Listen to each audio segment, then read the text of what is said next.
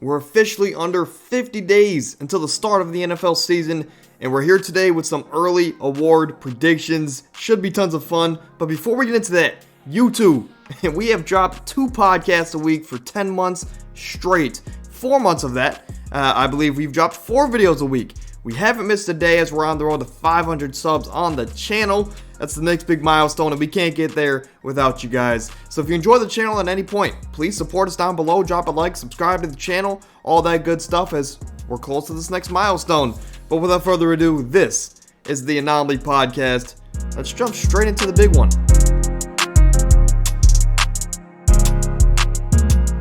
Alright, we're going to start here with the MVP, the big one. The biggest award you can get in the NFL regular season. And it's pretty simple. Every single award, we're going to have 5 players on the screen. We're going to run through all 5 of them and to give you the reason why they're on the list, right? Pretty simple stuff. And we're going to start here with the reigning MVP in Patrick Mahomes.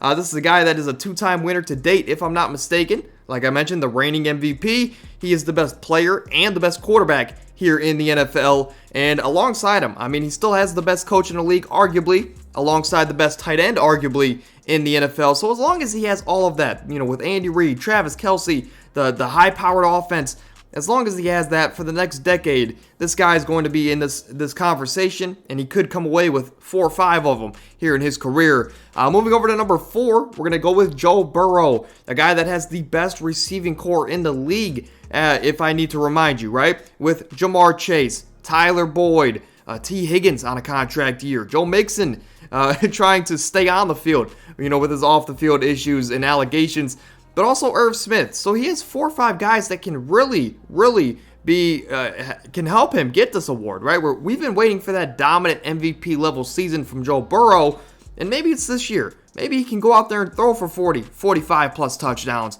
for 5,000 yards and really solidify himself as the number 2 player in the league, as I already believe he is. I believe Pat Mahomes is number 1. Joe Burrow is number 2 in quarterbacks and players in the league. But that is up for debate as of right now. I believe this year Joe Burrow can go out there and solidify that for himself moving forward. But I believe it's more likely that Joe Burrow this year gets his first Super Bowl compared to MVP. As crazy as that might sound, I really believe in the Bengals this year, and right now they are my title favorite. Moving over to Jalen Hurts. This is a quarterback that took that superstardom leap last year that you want in your young quarterbacks. He is no doubt the best quarterback in the NFC, right? And he has the offense to be dominant. He has the overall team to be dominant and win 13 plus wins, 13 to 14 plus games this year again. He should easily be in this conversation with the rushing work he provides, with the leadership, with the passing production, and just overall with the team success. Everything is there for Jalen Hurts to run this for the next couple years and really come away with 2 or 3 of them. But we'll have to see, right? The Eagles are getting older, so we do have to worry about that. But they are still arguably the most complete team here in the NFL. Moving over to number 2, and I'm going to buy into the hype.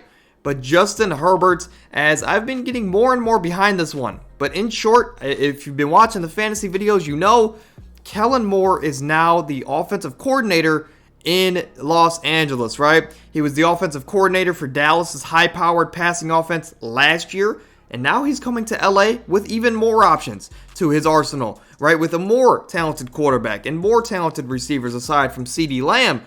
Kellen Moore and Justin Herbert this year might combine for an historic season, right? Some people are saying that Justin Herbert has the potential to throw for 5,000 yards and 50 touchdowns in a single season. If you missed that, one of the fans for the show, shout out to you. You predicted that here just on the Fan-Led show a couple weeks back. But Kellen Moore and Justin Herbert in an offense that you have Keenan Allen, Mike Williams, Josh Palmer, Quentin Johnson, the rookie out of TCU, arguably the best receiver out of the draft class. And then you also have a guy like Austin Eckler, Gerald Everett. These are 6 or 7 guys that can really go out there and make this a reality. Make Justin Herbert be number 2 or number 1 in the MVP race. This offense is in a position to explode this season in short. And I believe Kellen Moore is going to have a huge impact here on Justin Herbert this season. But my number 1 spot, and I made this projection, I'll say that, in my top 10 bold takes for the NFL season a couple weeks back. and I'm going to stick to it, right? I don't, no point to make that prediction and then go away from it. I'm going to stick to the Trevor Lawrence winning the NFL MVP this season. This is a guy that took that superstardom leap last year, in my opinion, but I still believe he has potential to go higher. As last year with Doug Peterson, right? First year with him, he looked a lot better than his time with Urban Meyer, which no shocker there. But with the addition of the all-pro receiver in Calvin Ridley, another year under Doug Peterson, right, in his offense, as I believe there's a lot of power and continuity, especially in professional sports, I can definitely see another jump, another level of production here from Trevor Lawrence in year 3, I want to say, of his career.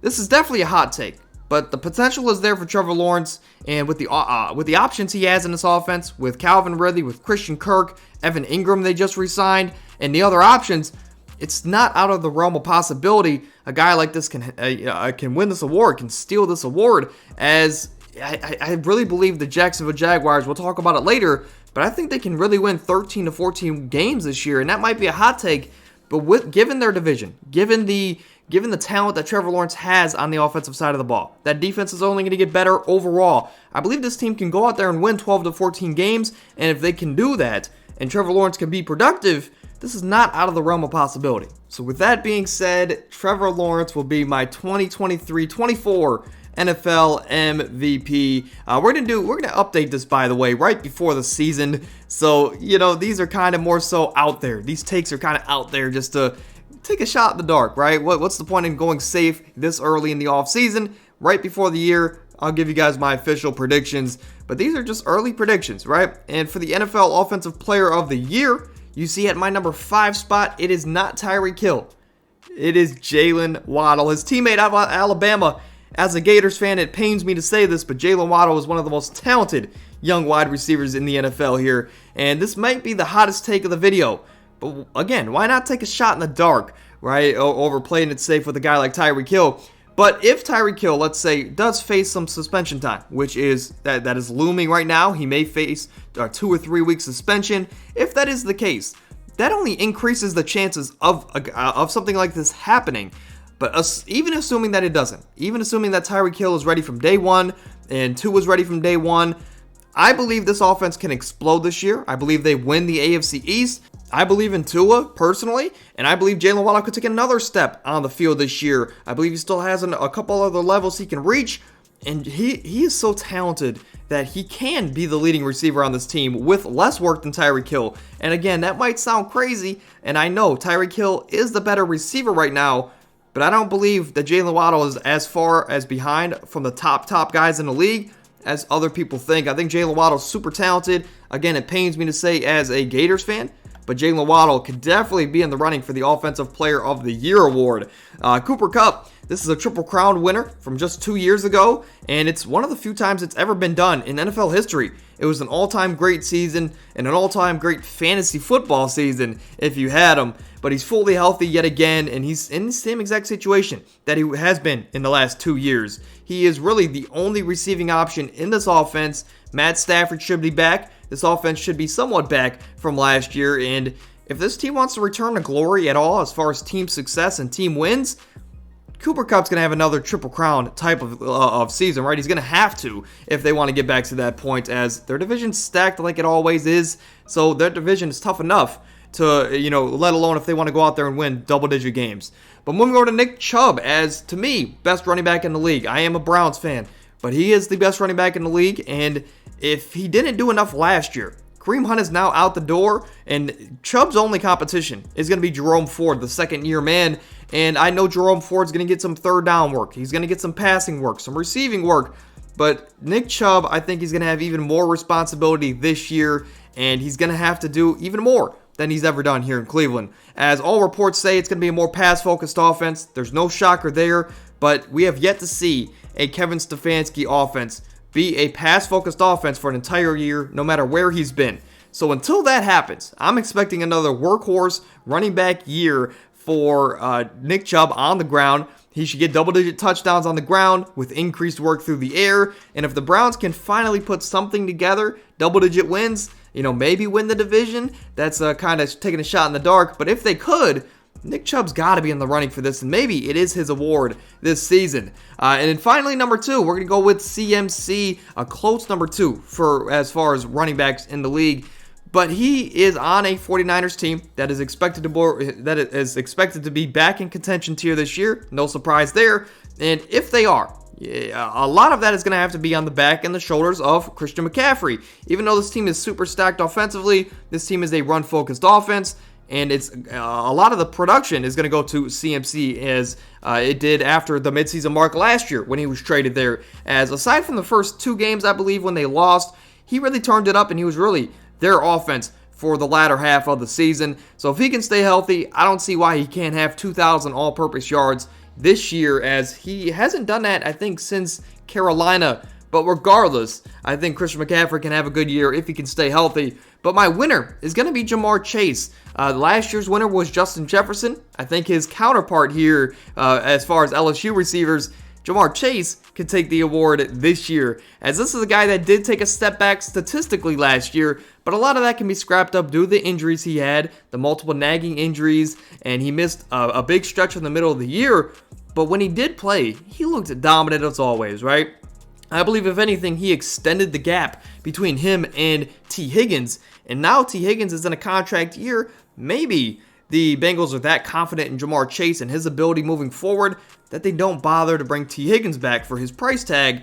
That's going to be something to look out for, right? Does that gap extend even more this year, knowing that T. Higgins is probably not going to be back? Do the Bengals pass the ball more to Ja'Marr Chase than ever because T. Higgins might not be back? Regardless, he still has Joe Burrow as his quarterback, maybe the best connection in the league. And it's still an offense that projects to pass the ball a ton, especially if Joe Mixon goes down. So Ja'Marr has the potential to take another step into superstardom this year and production levels. And if that happens, I believe it's not out of the realm of possibility. He takes home the NFL Offensive Player of the Year, the Defensive Player of the Year. And you guys see it on your screen. We have Patrick Surtain, we have Micah Parsons, Myles Garrett, and Nick Bosa. For numbers 2 through 4, we'll start there today. These are all guys that are some of the best pass rushers and edges in the league. All of these guys should be on top 10 defenses, and it all just depends on their team success. But whatever team has the most success, which in this case might be the 49ers, this award can easily be any of theirs, right? If it's finally the Cowboys' year since '95, Micah can easily win this award. Myles Garrett, if they can finally do something relevant in Cleveland here, Myles Garrett can win this award. And same thing with Nick Bosa there in San Fran as he did last year. Can he go back-to-back? It's a very real possibility. And for number 5, I wanted to go with a hot take. I wanted to go with something that's out there that doesn't happen a lot. And that's with the cornerback position winning the Defensive Player of the Year award. Now, I know you're saying, Stephon Gilmore won it 2-3 years ago. I get it, but it doesn't happen often, at least not as much as it used to happen. But PS2, Patrick Surtain, he's going to be, to me, the best corner in the league this season. He has been for the last 2 years, and I expect Denver to be a lot better this year for team success-wise. So if they can maintain a top 10 level defense, and if they can win 9, 10, 11 games, why wouldn't the best cornerback and player on that defense be in the running for an award like this? To me also, one of the most underrated players in the league in Patrick Surtain, but this is a guy I believe that could be in the running for this award. But my winner, and it pains me to say as a Browns fan, but this award is going to be TJ Watts again this year, as this is the guy that should have been, he should have broken Michael Strahan's sack record last year. But let's not forget, he missed a little bit of a month into last season, and he still tied the record, right? So this is a guy that missed 4 or 5 games and still tied the record. He is that dominant. If he plays, this team wins. And I mean, I believe he can really go out there and grab his second Defensive Player of the Year this year and put himself in a situation and a position to tie his brother eventually later on in his career. As let's not forget, J.J. Watt, his older brother, won the Defensive Player of the Year 3 times in his career. I think T.J. Watt can go out there this year, and let's say Pittsburgh shocks the world. They make the playoffs.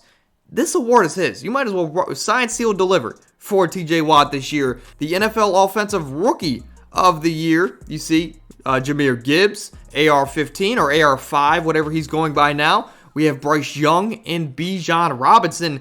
Starting with Jahmyr Gibbs, as he was the 12th overall pick The Lions, they shocked the world, including myself, with the early selection. I actually thought that the Lions would be an okay fit for him with the departure of DeAndre Swift. However, I had no clue they were going to pick him at the number 12 pick, and I think the rest of the league was in the same shock as all of us here at home. But Jahmyr Gibbs, he's going to the Lions. They got their guy, and they plan to use him from day one. There's been a bunch of reports that he could possibly be used at receiver this season, and that just screams that there's going to be plenty of work, plenty of touches for this guy from day one for the entirety of the first year. And unless he has a lot of fumble issues, he should be on the field consistently is what I'm getting out of all these reports that are coming out of camp. But who knows? Maybe by the midseason mark, maybe David Montgomery's lost a step, even though I really like Monty. Maybe he's lost a step. Or maybe Jahmyr Gibbs is just that freaking good that he's going to have all the work here in Detroit. And maybe by the midseason mark, he is the full-blown workhorse back in this backfield, and that's why, for fantasy players, he's such an intriguing pick. But moving over to Anthony Richardson, one of the few quarterbacks on this list, and this all depends on your belief of his legs, in my opinion, as this offense projects to rely on the legs of Anthony Richardson and Jonathan Taylor, and they also project to be down a lot. So the passing numbers are going to have to be there one way or another, but if both of those are the case, I think Anthony Richardson, he should be amazing in fantasy football this year at the very bare minimum, and he should put up a lot of highlights this year, kind of like Justin Fields did last year as his first year as a starter. But I think Anthony Richardson, I think this team has the potential to be a very decent team. They have a veteran roster, but I don't know if Anthony Richardson's ready yet. As a Gators fan, I think he needed one more year or just a year of sitting behind someone. And he's not going to get that here in Indy. He's just going to jump straight into the fire and try and figure it out on the fly. And it's really a sink or swim moment here for most young quarterbacks. So we'll have to see, if he can sink or swim here in the NFL. I just think that he's in this running because he has the potential with his legs. Moving over to Bryce Young, he was the number 1 overall pick in an offense that some would say, is a very underrated offense. An offense that added Miles Sanders this offseason. DJ Chark, Adam Thielen. They still have Terrace Marshall, who's looking to break out. This is an offense that has a lot of respectable options from day one for Bryce Young. They have a very underrated offensive line. I think they were top 10 last year. Can Bryce Young come into this year, beat the undersized allegations, and can he be good enough to take home this award from day one? I think no doubt, he has the potential to do that, especially because his division is so wide open. If he wins this division in year one, it's going to be kind of hard not to give the award to Bryce Young. But we're going to move over here to a guy that's also in his division. He was the first running back taken off the board, and he was a top 10 pick as well as Bryce Young. It's going to be Bijan Robinson. He's a super talented back. He's looked at to be a generational back. He's going to the most run-heavy offense, and a team that also had the best-rated offensive line last year per PFF. That is, again, Bijan Robinson. I can easily see 300-plus touches for him this year, and if that is the case, there's a reason why the odds are in Bijan Robinson's favor to take home this award in year one. We just have to worry about how quickly he's going to have the full-blown workload, because there is still Cordero Patterson. There's still Tyler Algier. And if anything, Tyler Algier is the least versatile out of the bunch. So if they want to run all 3 running backs on the field, Cordero Patterson has receiver experience. He's going to get some slot work this year as well as outside work. And same thing with Bijan. If they want to use Bijan at receiver this year, like there's been reports, that leaves Tyler Algier to get the groundwork. And again, it could just be a sticky situation the first half of the year, but I think second half of the year, Algier might be kind of phased out of the offense, as crazy as that might sound, as they also still have Caleb Huntley, another respectable back there in that offense. But moving over to my number 1, my winner for the Offensive Rookie of the Year, and if you've watched any of my videos, if you've kept up with my channel, there's one thing that is that I love Jordan Addison coming into this year. I labeled him as my favorite prospect out of this draft, and I still have that same belief as he went to an offense that made my belief even stronger. As Jordan Addison got drafted to the Minnesota Vikings, he's replacing Adam Thielen, and I've preached this all offseason in my fantasy videos. But Adam Thielen and Dalvin Cook are gone from this Minnesota offense. There's going to be 163 open targets to be taken in this offense, and I know Justin Jefferson's great. TJ Hockenson is great. But those two guys are not going to consume an extra 80 targets a year because they're already getting a fair share themselves. So I believe Jordan Addison is walking into an offense as a rookie, which he's not going to be double teamed. If anything, the double teams are going to be on Justin Jefferson. He's walking into a pass-focused offense. And I believe it's an offense that's going to need to score tons of points due to how much they lost defensively this offseason. So I believe Jordan Addison is walking into a 100-plus target, 1,000-yard season as a rookie because he's going to be in single coverage. And if he can just be better than the cornerback, he's going to be okay here in the first year. And I believe he's better right now than Adam Thielen was last year. And I think we should see it from day one. So Jordan Addison is going to be my NFL Offensive Rookie of the Year. It's something I've preached all offseason, and his situation just proved it more for me. So it might be some bias there, but I'm going to stick to my guns. We're going to move over to the Defensive Rookie of the Year, and this has got to be the most unpredictable award each and every year. But let's take a shot in the dark, right? As we're going to start here with Brian Branch. He's a safety linebacker, kind of like a Derwin James type of player, like a rover for, coming out of Bama. He's now going to be with Detroit, a Detroit offense that has, or Detroit defense, that has a lot of options there in that secondary. So it's going to be interesting to see if he has a guaranteed role this year. But if he does, he's going to a situation that's going to be a win now situation in Detroit. And, that's gonna bring a lot more eyes to Brian Branch this year. And if he can do a little bit of everything for Detroit, have some highlight plays, some game-winning plays, this could, he could be in this discussion when it comes down to it at the end of the year. My number 4 is going to be Devon Witherspoon, my favorite corner in the class in the pre-draft process. And he fell on draft day, but he also fell to a really good situation. He's going to be the most pro-ready corner in the NFL in my eyes out of this draft class, and he's going to join Tariq Woolen and this talented Seattle Seahawks and a young and talented secondary there. But I think it's going to set up a really dominant cornerback room with him and Tariq Woolen, a guy who was an All-Pro last year, or a Pro Bowler, So he's joining a Pro Bowler in that cornerback room.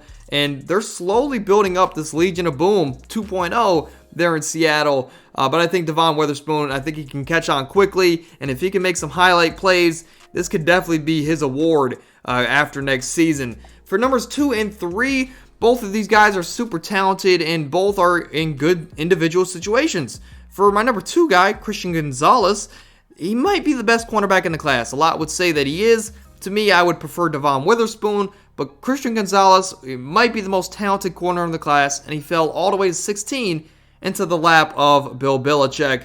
And this might be a hot take, but again, this award is so unpredictable. So again, I'm going to take a shot in the dark. But if this is a guy that is pro-ready from day one and he buys into the Belichick system, I believe he's going to get a lot of attention with John Jones on the other side of him.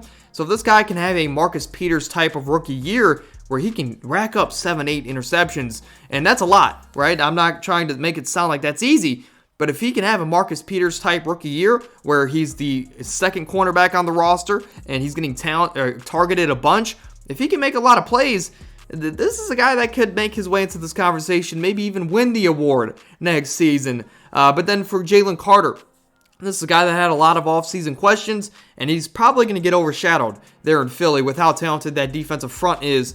But with how much they're going to win, if Jalen Carter can make some big plays, have some big moments along the way, and Jalen Carter, next to Jordan Davis, they could easily, they can easily make a lot of noise. And Jalen Carter and Jordan Davis is a scary front two to go forward with if you're anybody else but the Eagles. So I think that defensive line is super, super talented. Obviously, they have the veterans, they have the young guns. But I just don't know if he's going to get overshadowed this year, being that it's Brandon Graham's last year, Fletcher Cox's last year. You still have Jordan Davis that's going to get reps above Jalen Carter this year. So it's going to see it's going to be interesting to see how much playing time he gets. But if he can make some plays, he's that talented where he can make some noise. And my number 1 is going to be, again, Will Anderson, the number 3 overall pick to the Houston Texans. And in the pre-draft process, I said that this dude had all-pro talent and potential from day one, and I stick by that, as he might be the most talented player in the class. He was the first defensive player off the board for a reason, And he's going to a situation with a defensive coach, a former linebacker in DeMeco Ryans, and that's only going to greatly help his game and further his potential down the line. I really believe that he has all-pro potential for the next decade, and I believe in 2 or 3 years, he's going to be in that top 5 conversation with guys like Myles Garrett, Nick Bosa, Joey Bosa, right, and TJ Watt. So I think this is a guy that's going to be in that conversation. He just needs a year or two, but I still think he has Pro Bowl potential from day one, all-pro potential for the next decade. Regardless, I think Will Anderson is too talented that even if this team sucks, he might be able to put up double-digit sacks and take home this award. Moving over to Coach of the Year, as I'm going to start with Dan Campbell, coach of the Detroit Lions, and they have a lot of big hopes this year. They were the Cinderella team last year. I think they won like 8 of their last 9 or 8 of their last 10, and they had a promising draft in offseason to only improve on the end of their year last year. This is a team that should be able to win their division this year, as it's a little bit more wide open than it has been the last couple. But if that is the case, if they do win their division, I believe Dan Campbell is the fan favorite to win this award next year. Nick Sirianni, Andy Reid, and Kyle Shanahan, guys 2 through 4 on this list. I don't have to explain it, right? Nick Sirianni, he was arguably the coach of the year last year. The Philly won 14 games last year when 2 of those losses came with Jalen Hurts out with injury. So they could have easily won 15 or 16 games. They're back and better than ever. I think they can. Nick Sirianni, can win this award this year. Andy Reid, I don't have to explain it why. One of maybe the best coach in the league right now. He's arguably, anytime you have Pat Mahomes, Travis Kelce in that offense at your disposal, Andy Reid's going to be in the running for this award. Is not to diminish him, but he has a lot of good talent around him, and not to mention he's one of the better coaches in the league. Same thing with Kyle Shanahan. I gave him a slight edge over these other guys just due to the quarterback situation. He doesn't have the Jalen Hurts or the Pat Mahomes on his team. But I think, if Brock Purdy's the starter from day one, even though he won't be at 100% this whole year, I believe Kyle Shanahan, he's going to have to put together another masterclass of a season for this team to get back to where they were last year. And if that is the case, again, he's going to be in this award as he might be the best coach here in the NFL. But moving over to the number 1 spot, and for reasons I'll state in a little bit, I think this team can be very dominant this year. I'm going to go with Doug Peterson, coach of the Jacksonville Jags. And I'll start this by saying that, again, there's power and continuity, and this team looked great under Peterson last year. And I think they're only going to get better in year 2 under him. It only makes sense. And if they can take the jump, I believe they can. Coach of the Year, to me, is Doug Peterson's to lose, as this is a team that's going to go from 9 wins, in my opinion, to the 13-14 category, as they have a weak division, they have the talent on both sides of the ball, and there's power and continuity. So I believe they can come out next year, and I believe they can really win 12, 13, 14 games, and if that is the case, with that big of a win improvement, Doug Peterson might be able to take home this award. Moving over to best overall record in the league, we have the Niners, the Chiefs, the Bengals, and Eagles. All 4 of these teams were the last 4 remaining teams last year. All 4 of these teams made the conference title games. All 4 of these teams have gotten better this offseason in one way or another. All 4 should win their divisions yet again, and all 4 should be back in the Super Bowl mix. I don't want to get boring with these predictions, but sometimes it is just too obvious to pass up on. However, for the number 1 spot, again, it could easily be one of these 4 teams, but I wanted to pick a young, promising team that I think can take a jump to the top of the standings like Philly did last year, and maybe potentially, even if it's a small percentage, be in that Super Bowl mix. And with that being said, again, I think the best record in the league will be the Jacksonville Jaguars, as you guys will think by the end of this video, if you aren't already, that Jacksonville is my favorite team. But I promise you they're not. I am a Cleveland Browns fan, and I wish I was at the top of these rankings, every single award, right? But I'm not, and I do believe in Jacksonville. I'm not naive, if I can talk. But for everything I stated about this offense and Trevor Lawrence earlier in this video and Doug Peterson, they have everything to take this leap. With the weak division, with the talent both sides of the ball, with the continuity with the coaching staff, I'm a firm believer, again, this team can win 12 to 14 games and be on top of the league record-wise, just like Philly was last year. But let's say they do this, I don't think they're a serious Super Bowl contender. They might just be a better regular season as of now. And sure, do they win maybe a playoff game or two? Sure. But I don't believe they go to the Super Bowl. And even if they do make the conference title game, I don't think they're real contenders. I'd give them a small percent chance, but I don't believe they're like real contenders, if that makes any sense. They're more so of a regular season team than a playoff team, kind of like the Toronto Raptors in basketball for all those years that they ran into LeBron James. But regardless, the biggest riser award, as you guys see the candidates here, we have the Denver Broncos, the Houston Texans, the Atlanta Falcons, and Chicago Bears. Chicago, this is a team that they believe they found their quarterback last year, and he took a huge jump last year. They're going to be looking to see another jump in his passing production, however, this year. They spent tons of money to surround their quarterback with plenty of options offensively, defensively, and especially including the Pro Bowl level receiver in DJ Moore. Their division's wide open. They have the potential to increase by 4 or 5 wins, and if that happens, they're going to be, no doubt, they could be the biggest riser as far as team improvement next year. The Atlanta Falcons, they stuck to their scheme and they drafted one of the potential generational running backs in Bijan Robinson. That last year they had the best offensive line rated per PFF, and with the plethora of running backs they have to plug in this offense, they're going to be able to play exactly to their strength, exactly to their scheme. And not to mention, they upgraded a big time defensively with a guy like Jesse Bates and other guys to mention. Their division's wide open. Hopefully Kyle Pitts can take a step up this year. If not, trade him to Cleveland. Please trade him to Cleveland. But, this team has everything. It just all comes down to Arthur Smith and Desmond Ridder. And if Desmond Ridder is ready, and I believe if that happens, if he is, this team can go out there and improve again by 3 or 4 wins. Put them in that 10 to 11 win category. And they can make the playoffs, given that their division is still wide open. Moving over to number 3 with the Houston Texans. This is the team that brought in a new head coach. They had an amazing draft. It was kind of like a Madden draft when you take over a franchise, right? Because they had the number 2 pick. Okay, they took their quarterback. But then they traded for the number 3 pick. You don't see that every year. So they got the number 2 and 3 picks. CJ Stroud and Will Anderson. Both of those guys are going to be pivotal. They're going to be franchise cornerstones for this team, hopefully, going forward. There is questions about this offense and the weapons around their young quarterback, but reports say that Nico Collins has taken a step up. Maybe he could be more fantasy relevant or just more relevant throughout the season than he ever has. A guy like Dameon Pierce should also show some flashes this year, especially with the veteranship of Devin Singletary. So I think it's going to be a very solid defense with an offense that is just a couple years away. And, if that is the case, I think this year they really just want to see the most improvement from their team. Not necessarily wins, but just production, right, and on the field work. But I do think Houston has a potential, given their division, that they can go out and improve by 3, maybe even 4 wins. And, if that is the case, they're going to be one of the biggest risers. And number 2 is going to be Denver. I wasn't a believer in this last year, right?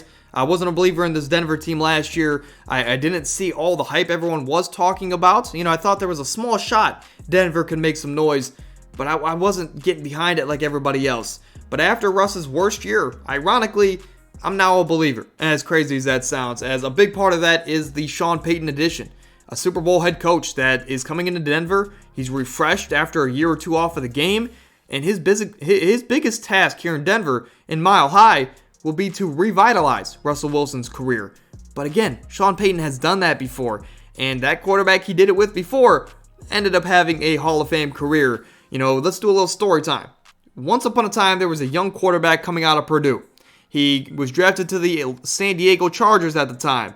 And he couldn't get much going in his early years. But then that guy was later traded to New Orleans after he was replaced by Phillip Rivers.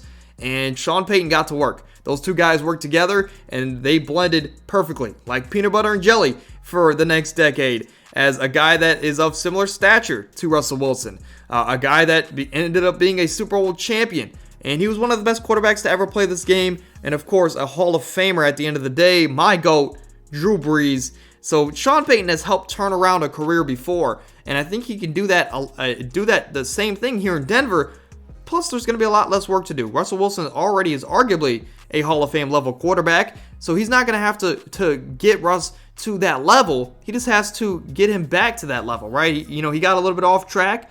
You just got to get him back on track. That's all you got to do with Russell Wilson. You're not trying to rebuild an entire career like he was with Drew Brees, but he's just putting Russell Wilson back on track to help this offense explode this year moving forward. But Denver, to me, should be a fringe playoff team, and if they can do that, they're going to be around that 10-plus win range, and if they can do that, they're going to be in, they might be the biggest riser as far as team success this season.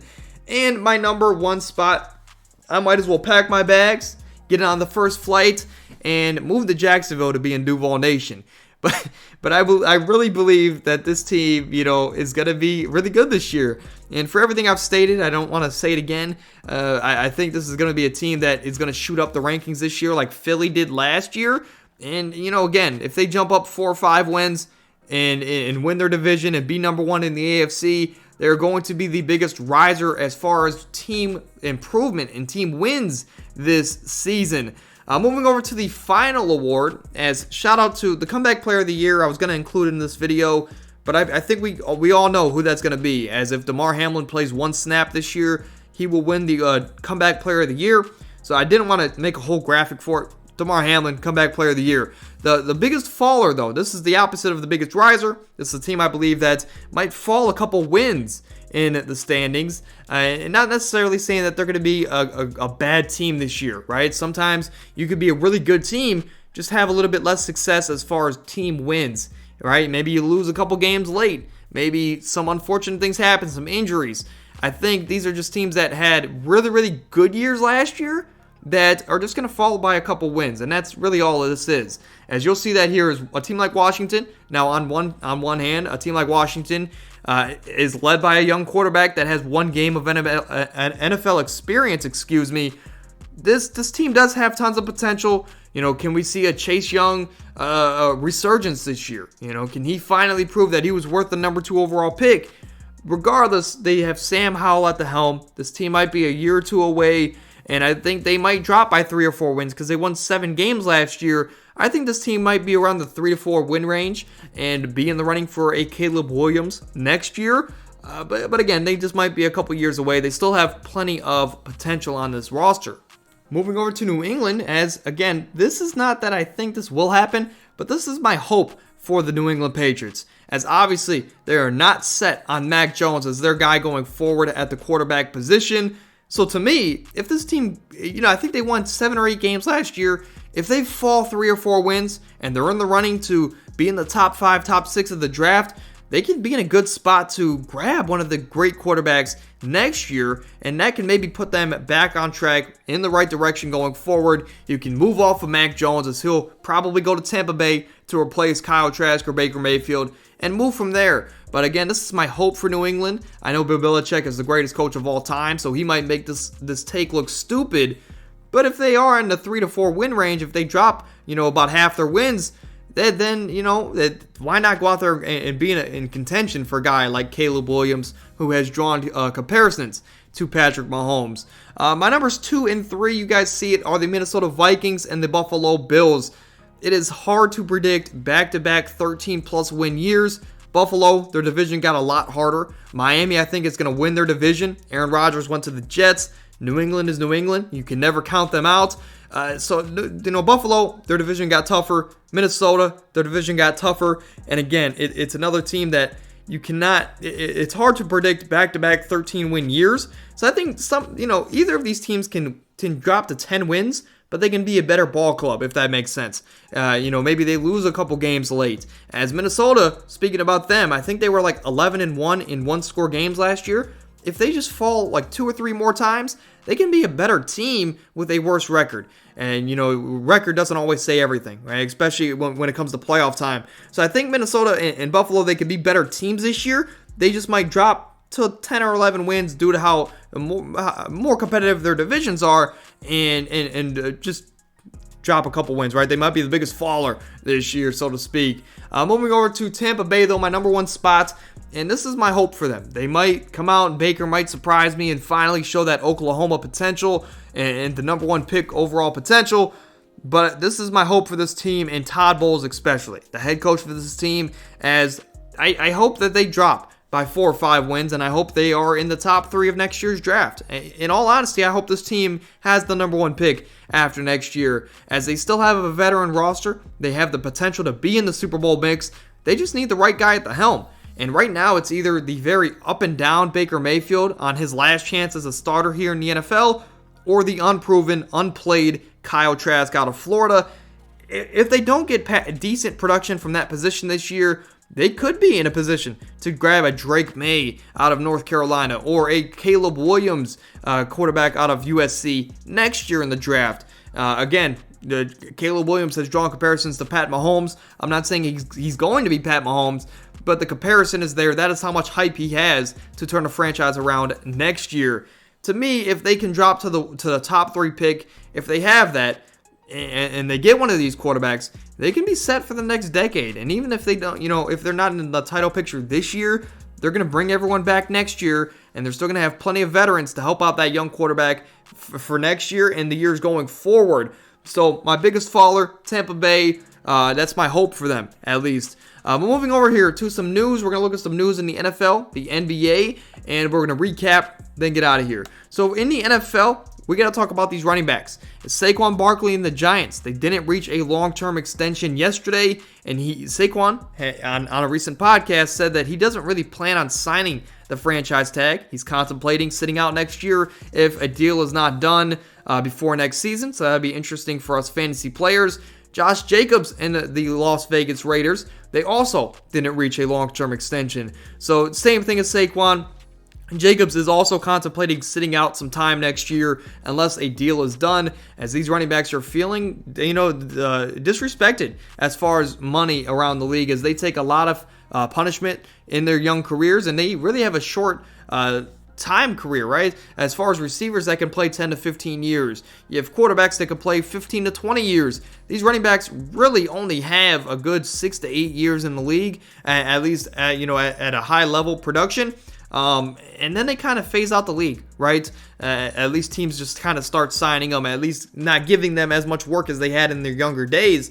So these running backs have a short shelf life, and I don't doubt them for wanting to go out there and get their money. As again, running backs aren't they are, most people would say that they are the most replaceable position in football.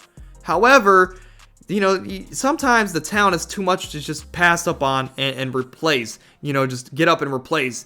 But regardless, there was also some questions here about Dallas's running back Tony Pollard. But Tony Pollard will play under his franchise tag, trying to get a bigger deal next offseason, as he knows that a guy like Jerry Jones pays the running back position. He paid Zeke all that money, and maybe Tony Pollard is next in line there for Dallas. But all 3 of these guys should be paid, even if their position is the most replaceable, because to me, like I just said, it gets to a point where talent is too much to just let go. As far as, at the running back position, even if it is the most replaceable position. In other running back news, Leonard Fournette will meet with the Patriots this week. He will work out with them and maybe be their next LeGarrette Blount powerhouse type back. I'm hoping this is not the case. I hope Leonard Fournette does not sign with the Patriots, because for fantasy football this year, Ramondre Stevenson is going to be a very good running back. And I think even not just in fantasy, Ramondre Stevenson should have a breakout year here. The Browns, in other news, cut Perion Winfrey, second-year man out of Oklahoma, due to his off-the-field investigations. Apparently, he was chasing a woman with a knife or a gun. Crazy story, right? Especially because of your defensive tackle. Why do you got to chase people with a weapon? Regardless, I also heard, due to other reports, that Perion Winfrey wasn't the best in the locker room. He wasn't the easiest guy to coach or to work with. So it's good the Browns cut him, even though he's a second-year man. It's sometimes it's good to cut your ties, right? Cut your losses. Pittsburgh outside linebacker Alex Smith signed a 4-year, $68 million extension. Good for Alex Highsmith, excuse me. And also multiple rookies around the league that haven't signed their deals yet. They have signed their deals ahead of training camp. So shout out to those guys. And moving over to the NBA news, we got to get some basketball talk in here before we leave. But the Nets and the Cavs are set to play in Paris next season on January 11th. It'll be an interesting matchup then. That's after the trade deadline, so maybe Brooklyn can make a move and match up with this Cavs team on January 11th, make it a marquee matchup there in Paris. And Oklahoma City Thunder and their head coach, I cannot pronounce his name, and I won't pronounce his name to save myself the embarrassment, but they agreed to a multi-year extension. This is a guy that led the Thunder to a 40-42 record last year, and they also had a play-in game victory. But they improved by like 15 or 16 wins last year, which was, I think, the second biggest jump in the league. And at the conclusion of the season, they just fell short of their goal, which was making the playoffs. But this is a guy that also finished second in Coach of the Year voting. So, good for OKC. Get a coach that you can have in there for the next decade with this young core, as they have 35 picks over the next 7 years. So you're going to be bringing in a lot of new pieces. Maybe you can make a big trade along the way. But shout out to them for keeping some continuity there with their young core. But Anthony Davis and the Lakers, they're expected to get an extension done here in the coming weeks before training camp. So that'll be interesting to see the dotted line, the last dollar of that deal. But James Harden, point guard for the Sixers currently, he still wants to be traded after meeting with Daryl Morey, and he wants to be traded to the Los Angeles Clippers. But it's also been reported, that he will still report to the 76ers camp if the deal is not done, but he will want the deal done eventually throughout the season at some point. So maybe James Harden is a 76er until the midseason mark next year. If that is the case, I hope the Sixers come out and they dominate and they're number one in the East, because then maybe he won't leave to go to a team like the Clippers. Teams like the Chicago Bulls and Los Angeles Lakers are interested in signing the veteran big Christian Wood. I believe, I will say, I think the Charlotte Hornets are a really good fit for Christian Wood. But regardless, I know he wants to compete, and those two teams can do that a little bit better than Charlotte. And final news, veteran big man Nerlens Noel and the Sacramento Kings agreed to a 1-year deal worth like $3 million. So shout out to Nerlens Noel. But that's going to do it for today's show. Again, we ran through 8 or so awards, 9 or so awards. And it was fun, right? I know we're under 50 days into the season. We have like 20 days until the preseason starts. So that is very exciting. I think we're under 3 weeks until preseason starts. So a lot of football content is going to be back here on the channel. A lot of basketball talk might get phased out for a couple weeks, but we still have those rankings, those positional rankings going on for the next 4 weeks. So stay tuned for that. But that's going to do it for today's show. We'll see you guys tomorrow with some more fantasy football content. And if you don't watch tomorrow, I will see you guys next Tuesday for another great podcast. So have a good weekend. Stay happy, stay healthy. We're out.